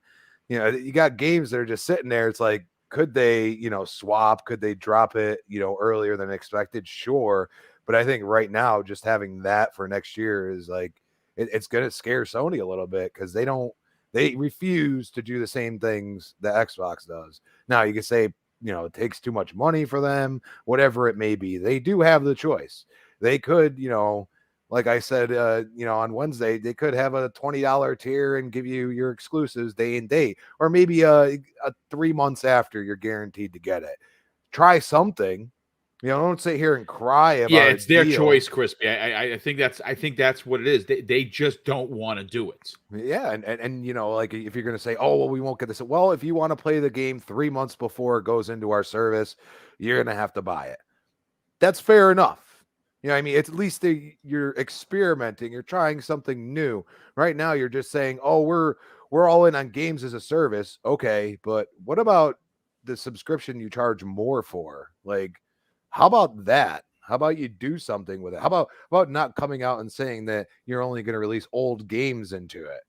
So you're not even going to, you know, technically, if it's 3 months ago, you could say that's an old game. How about you try that? Then you're not putting your foot completely in your mouth. You know, I just, this is where we're talking about competition here. Like, this is Xbox saying, look, we're ready for next year. You know, we screwed up this year. We're going to take our L. We're going to shut up. And next year we're going to bring it. And if it doesn't happen, you better well know that me and everybody on this panel are going to rake up through the coals. You know what I mean? We expect 3 big, huge games minimum next year, you know, and that's something that, you know, if we don't get it, we're going to have a problem. Oh no, we've all called out Microsoft for it. I said it from the beginning of the year that this is unacceptable not to have a major first party game release in 2022. I absolutely called them out for it. I've talked about it, and I'm not, and they're probably not even mad that I did because they know that they effed up. That's the end of that story. There's no excuse. But again, I do have to then say, well, they didn't deliver on first party, but as a Game Pass subscriber, as a customer, they deliver tenfold in games. And I gotta find out who said this. Hold on a second. Let me see. One of the biggest things that no one is talking about is when League of Legends and all of those games drop into Game Pass. Now it's not dropping into Game Pass console. It's dropping into Game Pass PC. But what's important about that is the value that's coming with it. Like, I don't play League of Legends. Like, MOBAs are just not my thing. They've never been my thing. But from what I understand, if you wanted to buy all of the characters, all of the heroes for that one game, right, it's over $800, which is ridiculous. But if you have Xbox Game Pass Ultimate, you can download every one of those heroes the day it goes into the service. Think about that for a second. So for $15, you're getting $800 worth of heroes on that one game. But there's a ton of games that are dropping in from Riot. I think there are 4 or 5 of them. And if you put all of the money value together, it's probably $2,000 or $3,000 worth of DLC that you just have to press download. That's bonkers. But listen, I don't want to take this off of what we're talking about. But Dreadpool, that list of games is staggering. And Crispy really hit the nail on the head.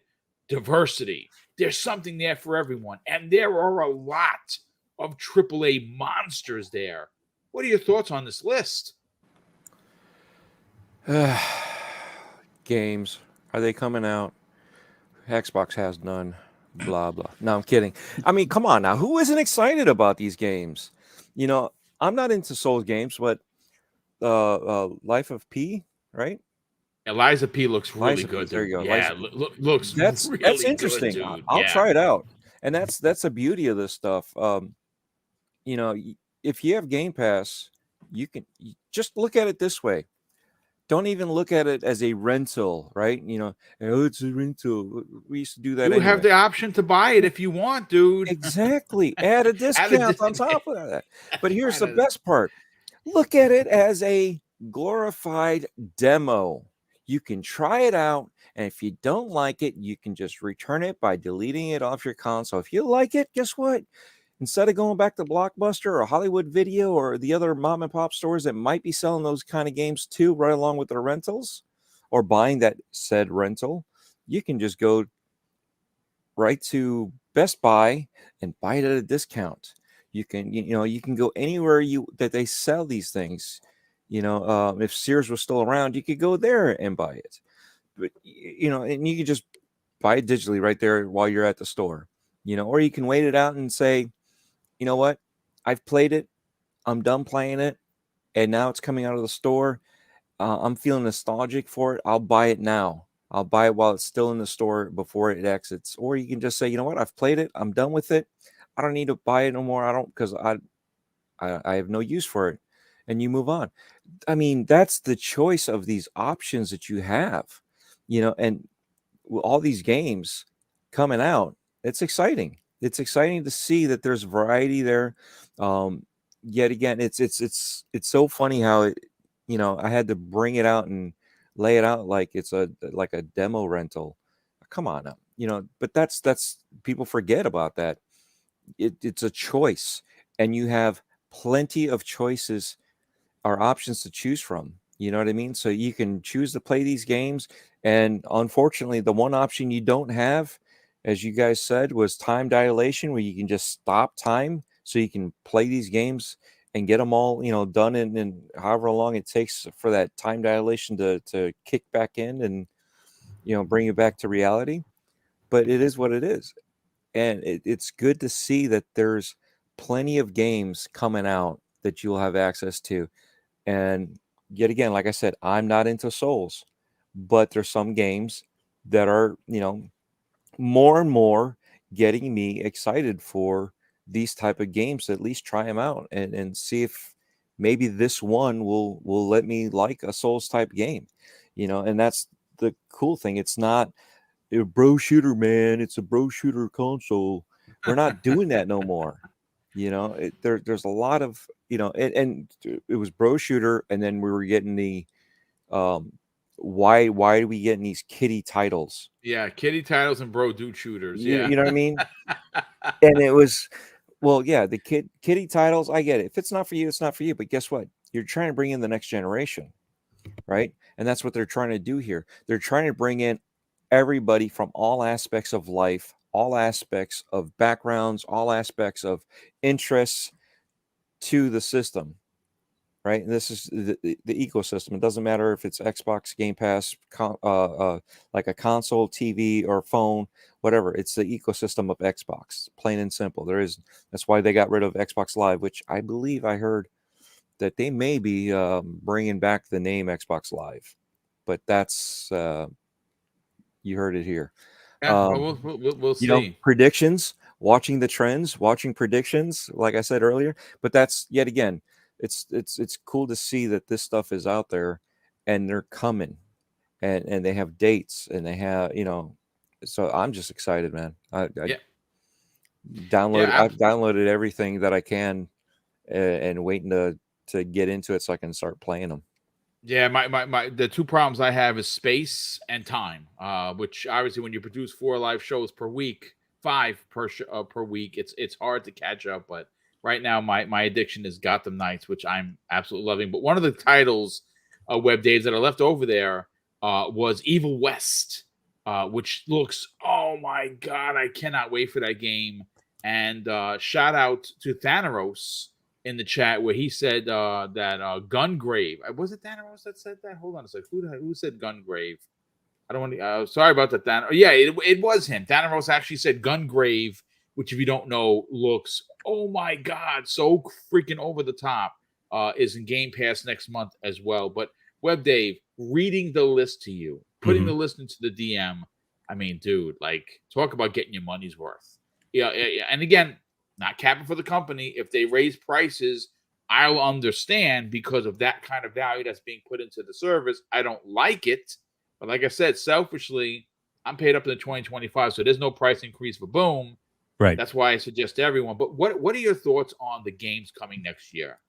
Well, it's amazing how much choice you're going to have, how much games and stuff that are coming for a service that we're already paying for. Plus, you got to consider.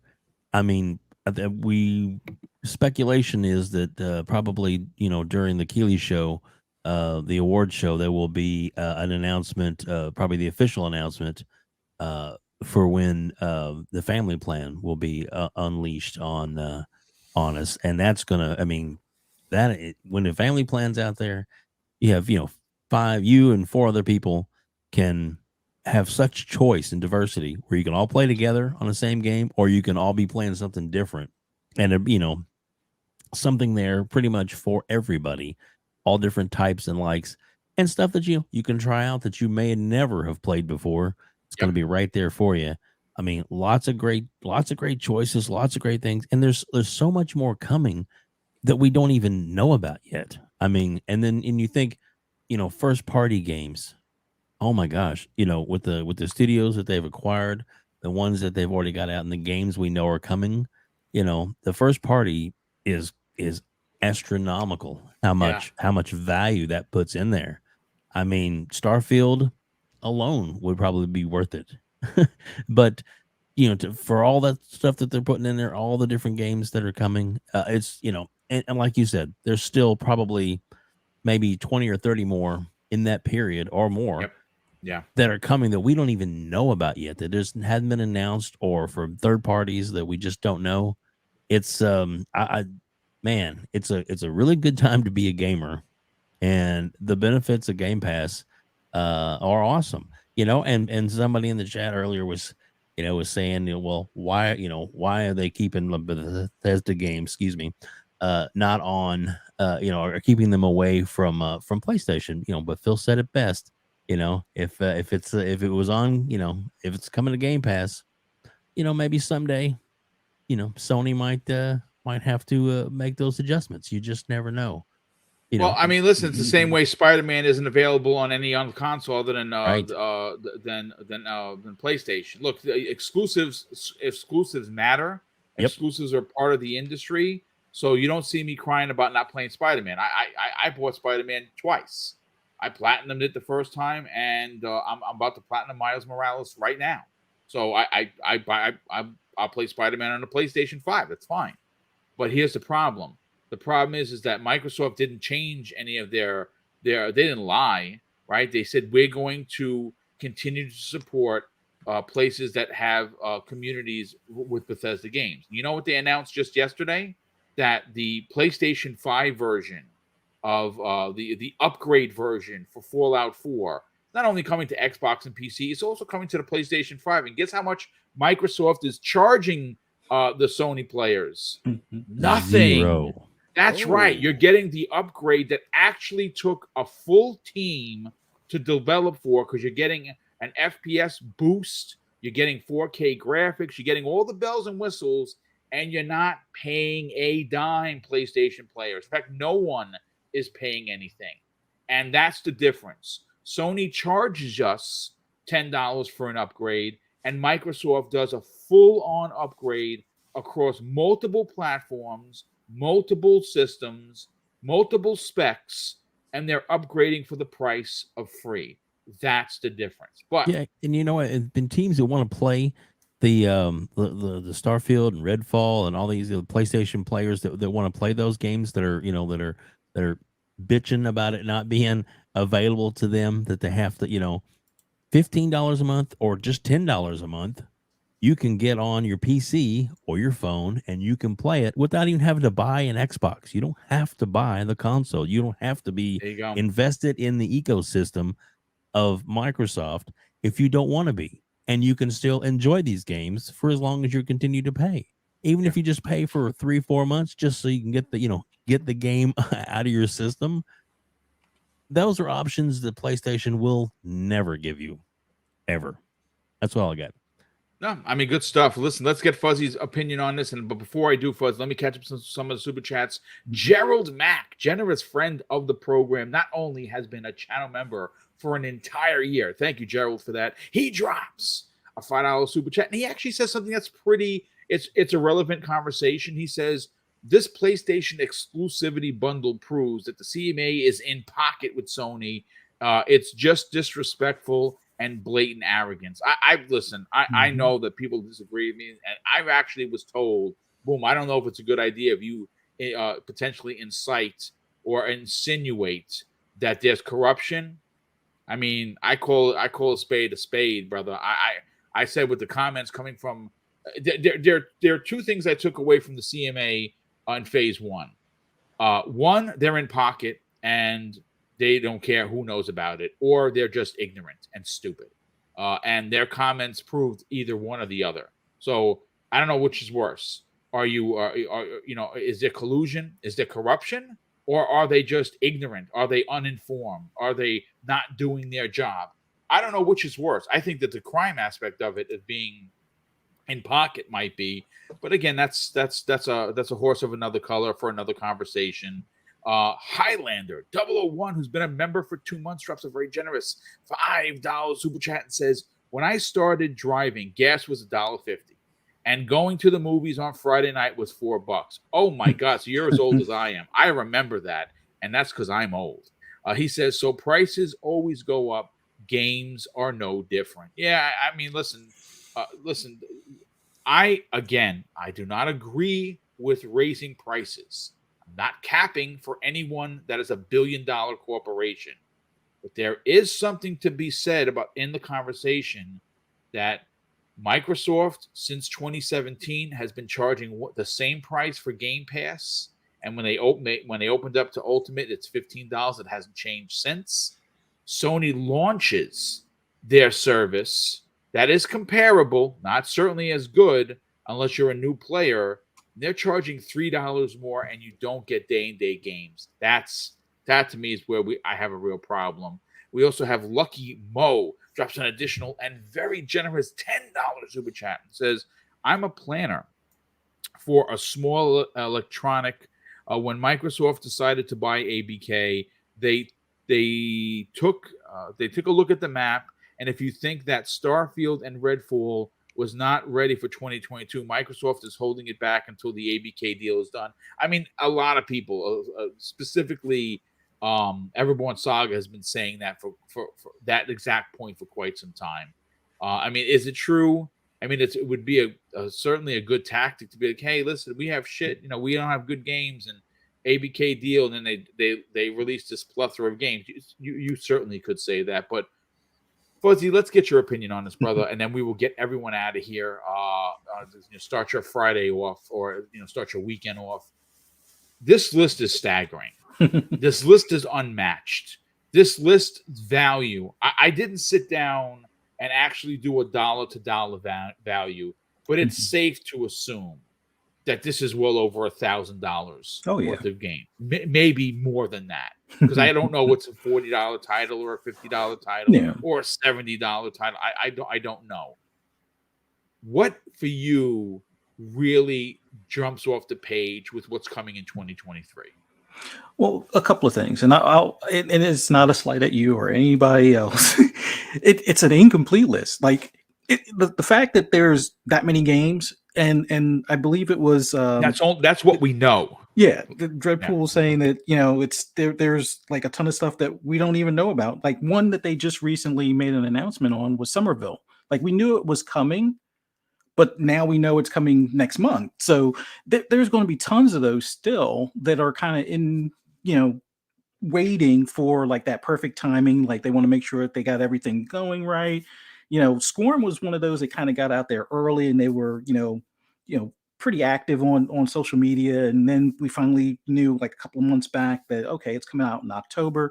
Somerville was kind of like one of those. It's like I guess it's coming out next year, and they kind of surprised us yesterday with the announcement that it's coming next month. So there's still a good bit of those that are out there that are like that, whether they're the smaller indie games or like a slightly bigger AA budget or even a AAA budget game that may be coming to the service day and date.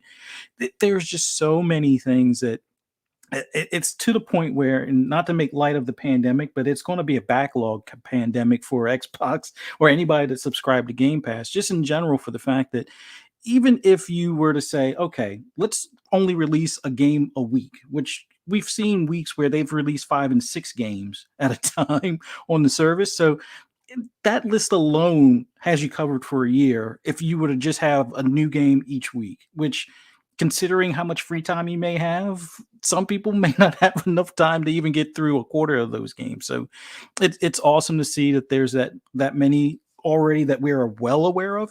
But once again, there's so many that they're still holding close to chest as far as, when they will drop. Like even some of the I guess you could call them like the third party deals that they have for things like Contraband, where they have the publishing rights and so forth. Those are still going to be mixed in there, and there's a few other ones that are going to be added into that whole mix as well. So it's very encouraging. It's what they're trying to do is make sure that if you're subscribed to Game Pass now, or at some point, that all of these games are going to keep you engaged enough to keep your subscription. It's not going to be one of those things where, I guess if somebody doesn't want to buy an Xbox but wants to enjoy the games, they could do that whole dollar deal. But when do you time the dollar deal to get into the mix? It's like there's so many games and there's going to be a continuous pumping of games coming into that you might as well just stay subscribed after you do that dollar deal. But I'm not going to touch on the potential for pricing increases until that actually kicks in. But the family plan, I think, is the biggest thing I'm looking forward to. So that way I can, instead of just game sharing with one of my sons, we'll all be able to have access to the games on Game Pass without him having to, one of my sons having to hustle into like the Microsoft rewards points between me giving them like the 3-month increment type of deals as far as for the subscription. But yeah, it's bonkers. And I joked about this long ago, like that whole meme where Xbox has no games. Can we finally give a moment of silence and put that whole stupid terminology to rest? Because at this point, I think even from what we know, Sony being in the mix of or working on right now, there's about roughly 20 plus games, 12 of which are supposed to be the games as a service stuff. Even if all of those were to release next year, I still think there's going to be a big enough gap in the amount of content you're going to see on Game Pass in general. And if I was a PlayStation only cat right now, I think instead of really asking for Game Pass to be on PlayStation, which they're never going to do, at least ask for a browser that's capable of being able to support it. That would be the thing that makes sense to me. If you don't already have a Samsung TV, if you don't already have one of those high-end PCs that a lot of them claim that they have, claim or start pushing Sony to offer a browser. That way you can do Twitter and game at the same time instead of just playing Twitter. But that's a whole nother story. But yeah, that list is freaking phenomenal.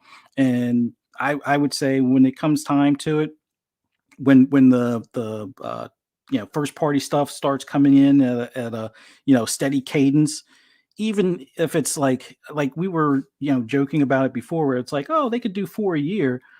I don't even think there's enough years in the calendar based on what they're working on where that's not going to be enough. They're going to have to probably bump out about 6 of them so they're not run right on top of each other type of thing. So we'll see how that goes. But man, overall, we're going to be eating good for quite some time. And I guess the only thing now is let's see what the next goalpost moving is going to be. Like, oh well, these games aren't necessarily quality, or these games are That'll be it. Yeah, Game Pass Metascore. fodder. It's like, Metascore. seriously.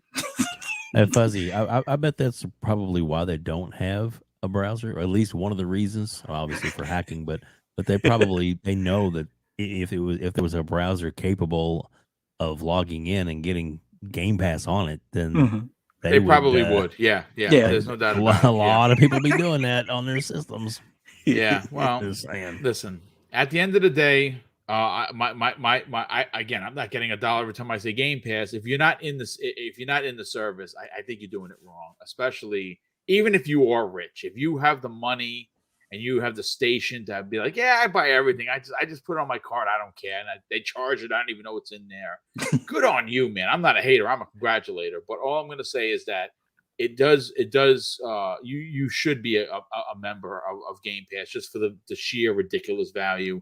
But let's get everyone out of here. We'll do outros. We did have a super chat come in from the Truman Channel, who drops a very generous $2 super chat. He says fake news had been Sony marketing for years. Now, I think what he's talking about, folks, is the comment that he has right here. Let me pull it up. I think I have it here somewhere. He's talking about our first subject. Yeah, he says, I play Call of Duty on both consoles for at least the last 3 or 4 years.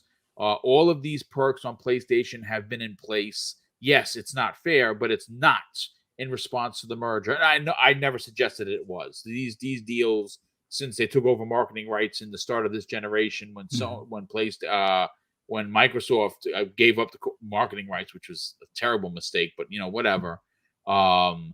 They've always had these kind of deals. I think that what they're doing this year are just, in my opinion, egregious at the lowest level possible. But let's get to the outros. It's more like the fact that they're being hypocrites. That they want more. They want a better deal from Xbox, but yet Xbox is going to screw them, and yet they're still doing the same deal that Xbox is honoring. Well, I'm sorry, Activision right now is still honoring it, but Xbox said that they'll honor. So that, I think that's kind of where we got to remember, it's not Microsoft or Xbox saying anything, and it's not Sony doing anything different. It's still Sony being their dastardly ways that they do.